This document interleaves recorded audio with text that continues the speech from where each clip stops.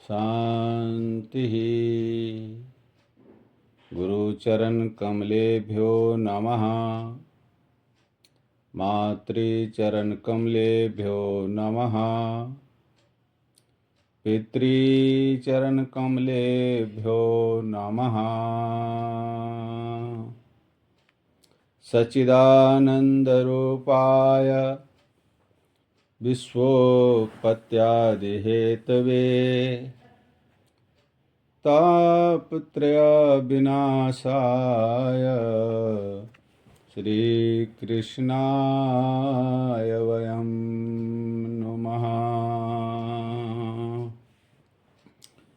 मात पिता गुरुदेव हैं, जो समझे नर सुजान।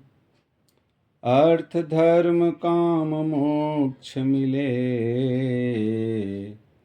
पावे पद निर्वाण।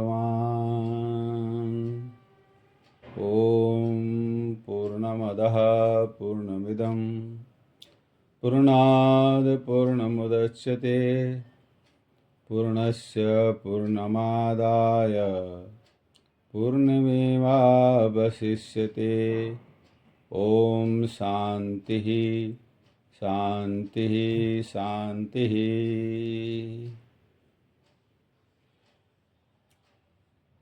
सभी जनता जनार्दन, भक्त समाज,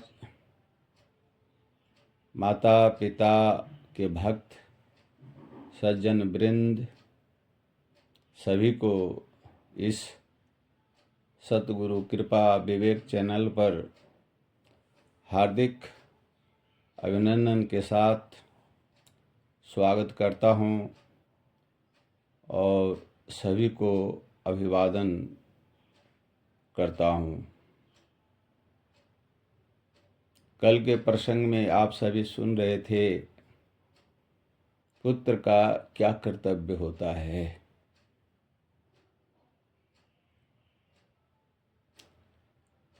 माता पिता पुत्र को जन्म देते हैं। जब जीव इस संसार में आता है, उस जीव को सर्वप्रथम माँ का ही दूध पीने को मिलता है। वह माँ का पहला दूध अमृत के समान होता है, एक संजीवनी बूटी के समान होता है, जो आने वाले भविष्य की सारी शक्तियों को, सारी ऊर्जाओं को, सारे सेल्स मांसपेशियों को, सारे अर्गन को निर्माण करता है, जिस दूध से जीव का, मनुष्य का जीवन सुखद और आनंद प्रद बनता है। यदि शुरुआत में पहली बार अमृत के रूप में, संजीवनी के रूप में माँ का दूध जिस जीव को नहीं मिलता, तो शास्त्र कहता है उसके हृदय में दिल का निवास नहीं होता, अर्थात उसका दिल मीठा नहीं होता। उसके दिल में जो आस्था होनी चाहिए, जो संस्कार होना चाहिए, जो धार्मिकता होनी चाहिए, अपने कर्तव्य के प्रति, अपने माता पिता के प्रति, अपने धर्म के प्रति, अपने समाज के प्रति, उन सबों का निर्माण नहीं होता है। माता का पहला दूध अमृत के तुल्य है। जिस प्रकार देवता लोग अमृत पान करके अजर अमर हो जाते हैं, उसी प्रकार जिस जीव को शुरुआत में माँ का दूध मिल जाता है पहली बार, उस जीव का जीवन भी बड़ा ही सुंदर, मधुर, निर्मल, पवित्र बन जाता है। यदि माँ का दूध न मिले तो जीव इस संसार में कुछ भी नहीं कर सकता। वो सजीव होकर भी निर्जीव हो सकता है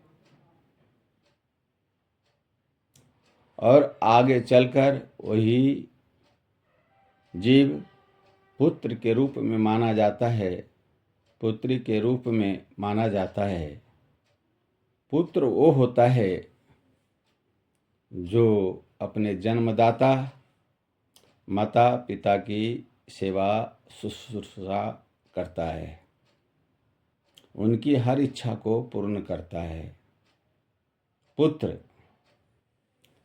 पुत्र का अर्थ होता है जो अपने माता पिता को, अपने पूर्वजों को पुम नाम के नरक में जाने से रोकता है। नरक क्या है? दुखी ही नरक है। आदि व्याधि होना, शरीर में नाना प्रकार से क्लेश होना और नाना प्रकार की समस्या वृद्धा अवस्था में प्राप्त होना, ये सब नरक है। असमर्थता को प्राप्त होना, वृद्धत्व को प्राप्त होना, आदि व्याधि से ग्रसित होना, नाना प्रकार की बीमारियों से ग्रसित होना, ये सब नरक के समान है। जो समर्थ पुत्र होता है, योग्य पुत्र होता है, वो माता पिता को भगवान समझ करके अपनी शक्ति के अनुसार, अपने सामर्थ्य के अनुसार वो माता पिता की सेवा करता है, सुख देना चाहता है।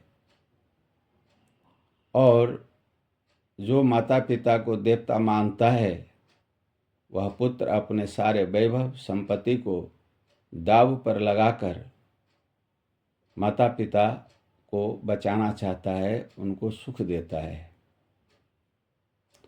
पुत्र वो होता है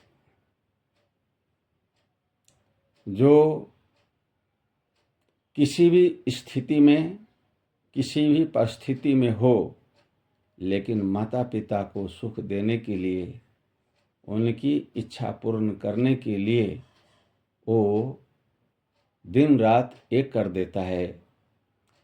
क्योंकि उन्होंने हमें जन्म दिया, उन्होंने हमसे उम्मीद रखी, उन्होंने हमसे आशा रखी कि पुत्र बड़ा होगा, योग्य होगा, समर्थ होगा, ये हमारा भरण पोषण करेगा, सब कुछ करेगा, ये हमारी सेवा करेगा।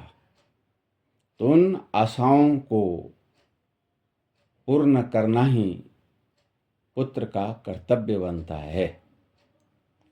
जो इच्छा को पूर्ण करे, जो धर्म को पूर्ण करे, जो अर्थ को पूर्ण करे और आखिरी क्षण में जो अपने माता पिता को भक्ति के मार्ग पर लगावे, परमात्मा की ओर लगावे, श्रवण कुमार के तरीके तीर्थ यात्रा करवावे, साधु महात्माओं की संगति में पहुंचावे, जहाँ भी कहीं सत्संग होता है, भागवत रामायण सद चर्चा होती है, वहाँ पर जाने के लिए प्रेरित करे और यथाशक्ति धन का भी सहयोग करे, वही पुत्र कहलाता है।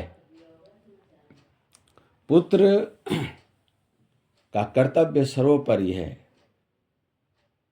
ये नहीं जो कि वृद्धावस्था में हमने वृद्ध आश्रम में भेज दिया और छुटकारा मिल गया, ऐसा नहीं होना चाहिए। जरा आप सोचो, जिन्होंने जन्म दिया, जिन्होंने आपको पाला पोसा, उनकी कितनी बड़ी इच्छा रही होगी, आपके माध्यम से वो कितना बड़ा संसार बसाना चाह रहे होंगे। जिन्होंने आपके लिए सब कुछ किया, घर बनाया, मकान बनाया, संसार बसाया, सब कुछ किया, लेकिन जब आप योग्य बने, समर्थ बने, जब उनका वृद्धत्व प्राप्त हुआ, असमर्थता आई जीवन में, तब आपने उनको प्रेम देने के बदला अपने घर से निकाल दिया, दूर कर दिया। क्या यही कर्तव्य बनता है? नहीं। वृद्धा आश्रम में जाने से कोई भी वयोवृद्ध माता पिता खुश नहीं होते हैं। कोई न कोई कारण होता है, कोई न कोई असमर्थता होती है, कोई न कोई वजह होता है।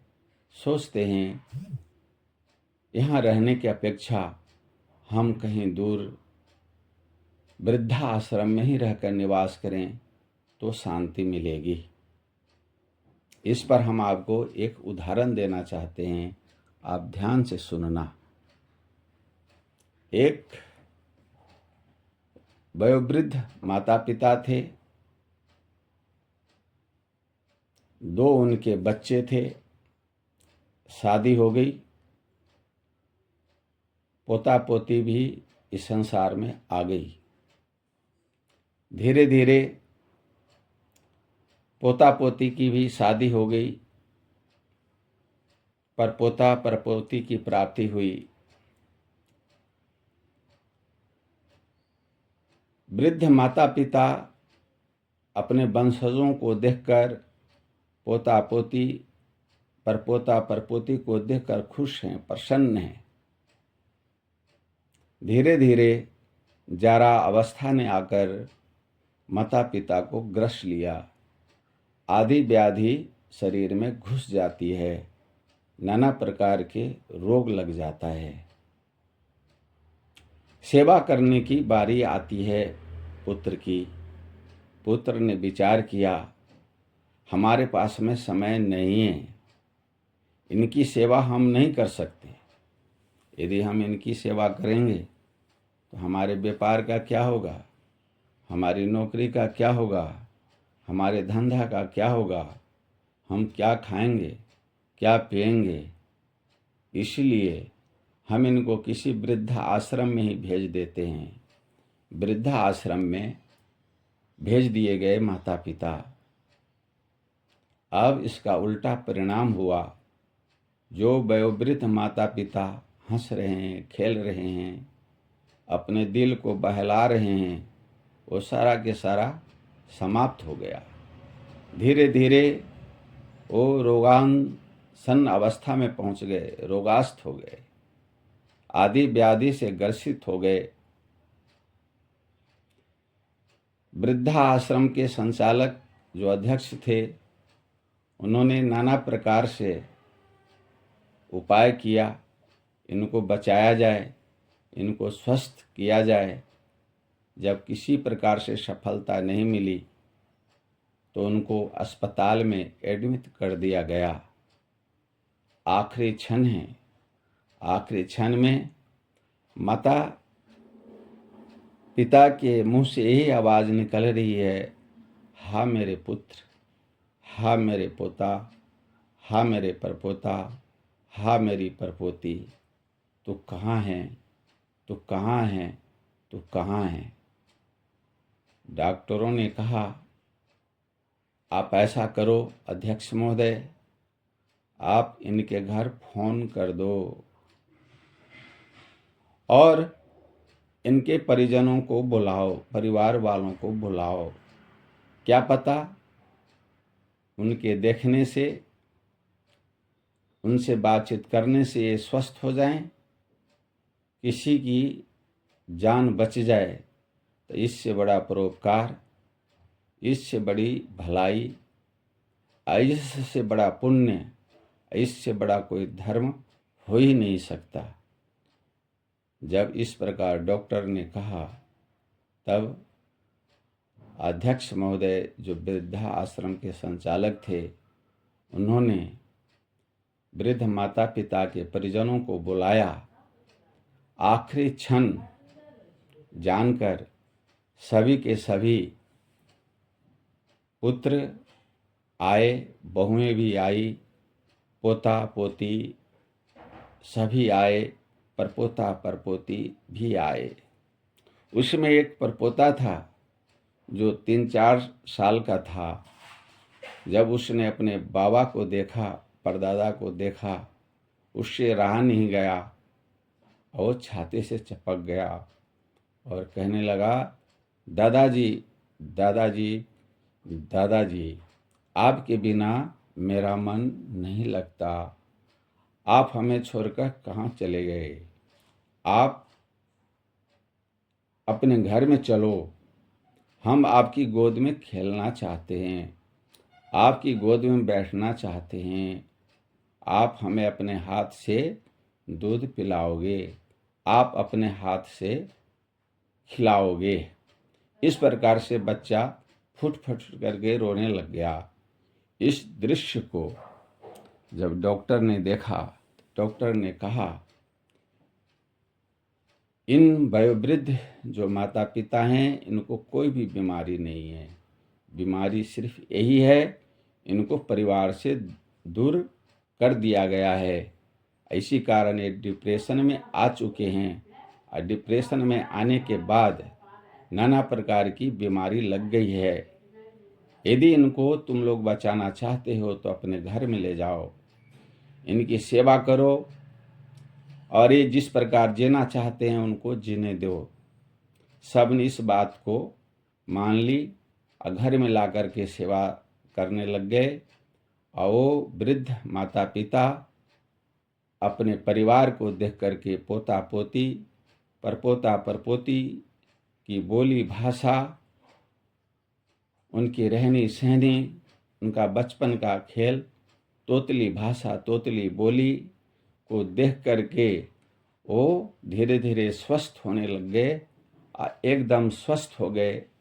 डॉक्टर को धन्यवाद दिया, जो कि हे डॉक्टर, आप नहीं होते तो हम न जाने कहाँ होते। आपने हमारी ज़िंदगी बचा ली, हमें नई ज़िंदगी दी है। और बच्चा को भी समझ में आ गया, क्योंकि हमने अपने माता पिता को अपने घर से दूर करके अच्छा नहीं किया।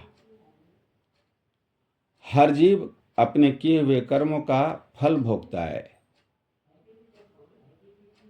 हम भी एक दिन वृद्ध होंगे, हमारे बच्चे बड़े होंगे। यदि हम अपने माता पिता की सेवा नहीं करेंगे, इनके साथ मधुर संभाषण नहीं करेंगे, इनकी हर प्रकार से सेवा नहीं करेंगे, इनकी हर इच्छा को पूर्ण नहीं करेंगे, तो ये जो आने वाली पीढ़ी है, जो हमारे बच्चे हैं, वो हमारे कर्मों को देखेंगे, देख रहे हैं। परिणाम ये होगा, यही व्यवहार हमारे साथ होगा। क्योंकि शास्त्र कहता है, अवश्यमेव कर्तव्यम यत्कृतं शुभाशुभम, अवश्यमेव भोक्तव्यम यत्कृतं शुभाशुभम। जीव अपने किए हुए कर्मों का फल भोगता है, चाहे वो अच्छा हो चाहे बुरा हो। अच्छा कर्म करेगा तो अच्छे कर्मों के रूप में उसे प्राप्त होगा, और बुरा कर्म करेगा तो बुरे कर्मों के फल के रूप में प्राप्त होगा। तुलसीदास जी कहते हैं, कर्म प्रधान विश्व करी राखा, जो जस करहि सो तस फल चाखा। जीव जैसा कर्म करता है, उन कर्मों का ही फल जीव इस संसार में भोगता है। कर्म छाया की भांति जीव के साथ होता है, चाहे करोड़ों जन्म क्यों न बीत जाए। जब तक जीव अपने कर्मों को भोग नहीं लेता, तब तक कर्म उसका पीछा नहीं छोड़ता है। इस प्रकार से वो समझा और माता पिता की सेवा करने लग गया। माता पिता की सेवा करने से उसके घर में सुख शांति आ गई, बच्चों को भी अच्छा संस्कार मिला, पोता पोती को भी अच्छा संस्कार मिला। कहा पिताश्री, पापा, आप जिस प्रकार दादाजी की सेवा कर रहे हो, जिस प्रकार इनसे आप स्नेह कर रहे हो, भगवान समझ करके इनकी पूजा कर रहे हो, उसी प्रकार जब आप वृद्ध होंगे, आप असमर्थ होंगे, जब आप चलने फिरने बैठने उठने में आप असमर्थ होंगे, उस समय हम भी आपकी इसी प्रकार की सेवा करेंगे। आपने हमें अच्छा संस्कार दिया, कुमार्ग में जाने से रोका और अच्छे संस्कारों से संस्कृत किया। पुत्र को सारी बात समझ में आ गई। इसीलिए देखिए, हम घर क्यों बनाते हैं? सुख शांति से रहने के लिए। हम बच्चा पैदा क्यों करते हैं? सुख शांति से जीने के लिए। धन क्यों कमाते हैं? सुख शांति से रहने के लिए। भाई हम भोगें, हमारा परिवार भोगे, इनसे हम अपने बच्चों को अच्छा संस्कार दें, पढ़ावे लिखावे योग्य बनावें, माता पिता की सेवा करें। कमाने का फल ये नहीं है सिर्फ रिजर्व नेचर बनकर अपने ऊपर ही खर्च करें। माता पिता को हम दूर कर दें, परिजनों को दूर कर दें, रिश्तेदार को दूर कर दें। धन कमाने का मतलब ये है, सबसे प्रथम कर्तव्य होता है अपने घर का भरण पोषण करना, उनको सुख देना, शांति देना। यदि आप ऐसा करते हैं तो आप एक नंबर के पुत्र हैं। पुत्र पुंडलिक बनिए। पुंडलिक माने पवित्र बनिए। हम बार बार पुंडलिक का उदाहरण देते हैं, उस तथ्य को हम आपको बताना चाहते हैं। पुंडलिक भगवान के अनन्य भक्त थे, बहुत बड़े धनाढ्य थे, बहुत बड़े व्यापारी थे। उनके माता पिता समय पाकर के नेत्रहीन हो गए, अंधे हो गए और धीरे धीरे असमर्थ हो गए। चलने में परेशानी होने लग गई, बैठने में परेशानी होने लग गई। और माता पिता के एक ही पुत्र पुंडलिक थे। पुंडलिक के मन में आया जो कि मेरा नाम पुंडलिक है, अर्थात भगवान का नाम है, जो सबको पवित्र करता है, सबको अच्छा संस्कार देता है, उसी को पुंडलिक कहते हैं। तो मैं अपने माता पिता की सेवा करूँगा, मैं माता पिता को ही भगवान मानूंगा और माता पिता को भगवान समझकर ही इनकी सेवा करूँगा, आराधना करूँगा। वो सुबह में उठता है, माता पिता को नहलाता है, अच्छा कपड़ा पहनाता है, अच्छे वस्त्र पर बैठाता है और सुमधुर मनचाहा भोजन जिमाता है। अपने माता पिता को भगवान के रूप ही मानता है। जो भगवान है वही माता पिता हैं, जो माता पिता हैं वही भगवान हैं। क्योंकि पितृदेवो भव मातृदेवो भव, यस्य देवे परा भक्ति यथा देवे तथा गुरु। जिस प्रकार की भक्ति माता पिता के अंदर होती है, वैसी ही भक्ति परमात्मा के प्रति भी होनी चाहिए। और जैसी भक्ति परमात्मा के प्रति होती है, वैसी ही भक्ति माता पिता के प्रति होनी चाहिए। इस बात को समझ करके अपने माता पिता को ही सच्चा ईश्वर सर्वेश्वर मानकर पुंडलिक दिन रात सेवा में तल्लीन रहता है। और माता पिता के हृदय से बिना मांगे निरंतर सतत आशीर्वाद निकलता है कि पुंडलिक बेटा तुम्हारा कल्याण हो, तुम्हारा अभ्युदय हो, तुम्हें वो सुख मिले, वो आनंद मिले, वो शांति मिले जो आज तक किसी को भी नहीं मिला है। धीरे धीरे एक दिन ऐसा आया, भगवान विष्णु का ध्यान पुंडलिक के तरफ खींचता है। भगवान विष्णु के मन में आया, धन्य है पुंडलिक। पुंडलिक अपने माता पिता को अपना स्वरूप मान करके आराधना करता है, माता पिता की भक्ति करता है और उसका जीवन अपने माता पिता के लिए ही है। जो अपने माता पिता को मेरा स्वरूप मान करके सेवा करता है, भक्ति करता है, हर प्रकार से उनकी इच्छाओं को पूर्ण करता है, उनके सारे मनोरथ सिद्ध करता है, किसी ही प्रकार से कर्म से, वाणी से, शरीर से दुख नहीं देता है, उस पर मैं खुश होता हूँ। यही हमारी भक्ति है। भगवान विष्णु के मन में आया, ओहो, भक्त तो बहुत हुए मेरे, लेकिन पुंडलिक जैसा कोई भक्त नहीं हुआ। अर्थात हमें पुंडलिक के पास में जाना होगा, पुंडलिक को दर्शन देना होगा। पुंडलिक के पास में भगवान विष्णु आए और भगवान विष्णु ने पुंडलिक से कहा, जो कि पुंडलिक तुम कहाँ हो, बाहर निकलो, मैं भगवान विष्णु लोक से आया हूँ, तुम्हें दर्शन देना चाहता हूँ। तुम्हारे माता पिता की भक्ति से मैं खुश हूँ। तुम जो वरदान चाहो मेरे से मांग लो, जो आशीर्वाद चाहो वो मेरे से मांग लो। पुंडलिक ने कहा, आप कौन हैं, क्या नाम है आपका? भगवान विष्णु कहते हैं, मेरा नाम विष्णु है, मैं विष्णु लोक अर्थात वैकुंठ लोक से आया हूँ। पुंडलिक ने फिर पूछा, जो कि मैं तो आपका नाम जाप करता ही नहीं, आपकी भक्ति करता ही नहीं, फिर आप मेरे पास क्यों आए?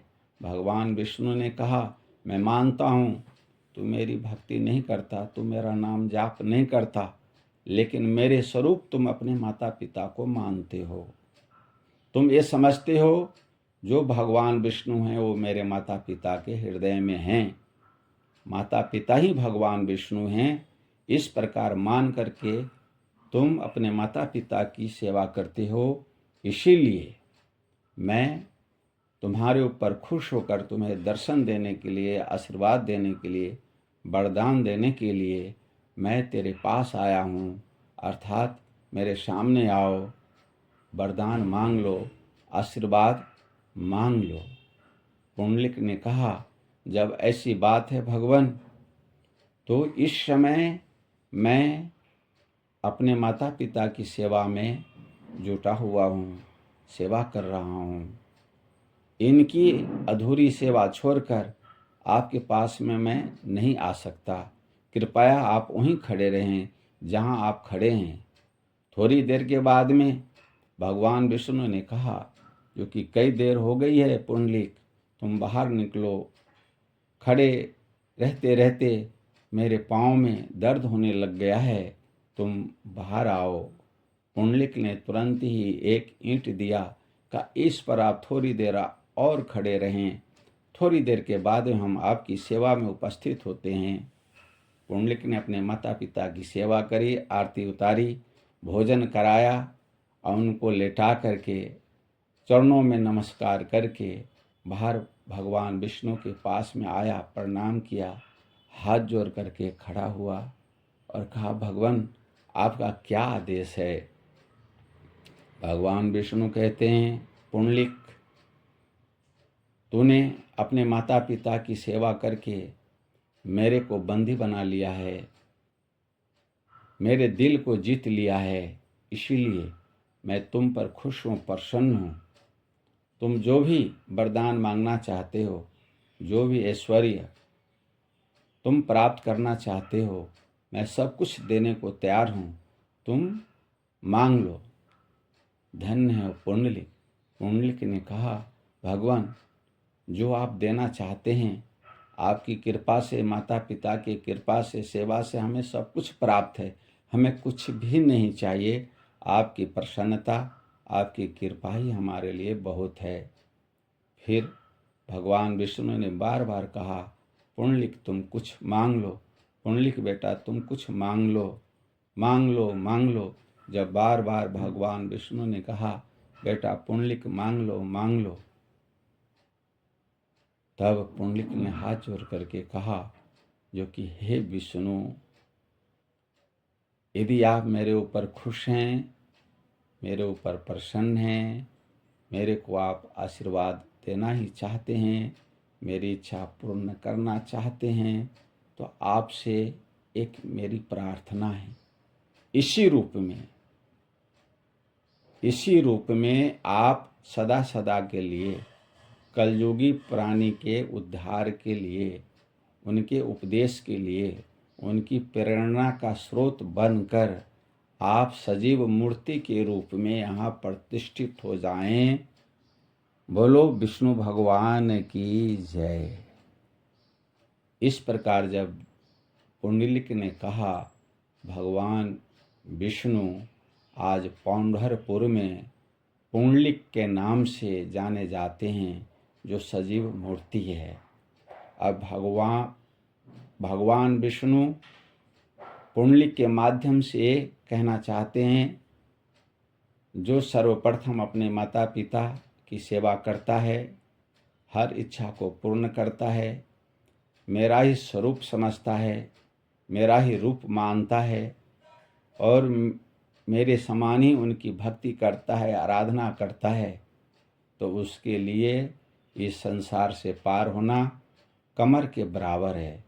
कमर भर जल में जिस प्रकार मनुष्य आराम से नदी पार कर जाता है, समुद्र पार कर जाता है, जल को पार कर जाता है, नदियों को पार कर जाता है, उसी प्रकार जो अपने माता पिता की सेवा करता है, आराधना करता है, वो जीव भी इस भव सागर से सहज में ही पार कर जाता है। पार करने का मतलब ये है उसकी दुर्गति नहीं होती है, उसकी सद्गति होती है और वो देवलोक